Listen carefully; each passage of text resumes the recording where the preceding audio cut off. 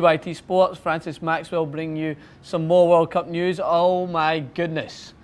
The upsets just keep coming in this World Cup. Here we have Uruguay against Costa Rica. So people were tipping Uruguay. I know all you fans out there were hitting me with all these comments. Oh, why are you undermining Uruguay in this group? They're definitely going to come through. I said it from the start. Uruguay, I don't just say this stuff to try and sound all fancy. Like, I don't want to be arrogant, but I know what I'm talking about when it comes to this. Uruguay's defence is so shaky. They've shown it in the qualifying. They lost against 4-0 against Bolivia. I know the altitude is a problem, but they're very shaky at the back. And I said this before. And then, obviously, the World Cup's going to show me right. I do make mistakes, but this was not one of them. So, Suarez was absent from the starting 11. Diego Forlan came in and started. And they took an early lead. Cavani scored a penalty, which was caused by Diaz. It looked like a rugby tackle out there. I don't know what he was doing, but anyway, they scored and Uruguay took the lead, and people are thinking, oh, maybe they'll continue this form and have a run like they did in 2010. Well, Costa Rica had different plans. The very impressive Joe Campbell, who I was so impressed, even in the first half when they were losing the game, he was having pops from like 30 yards. He looked threatening. And so he got them back in the game, made it 1-1.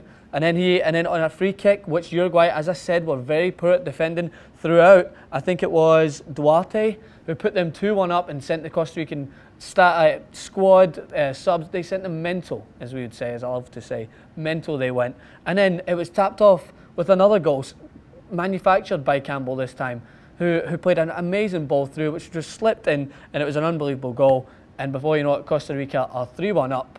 And Uruguay's world is turned upside down. And whether they qualify or not, who knows? Because they need to get 6 points from Italy and England, and that looks very unlikely, but you never know. So, my Turk and jerk of the game. The jerk, I was having problems trying to decide who. People are talking about, oh, it needs to be Maxi Pereira because, with that horrendous assault on Campbell. But it's Oscar Tabarez for me, the coach.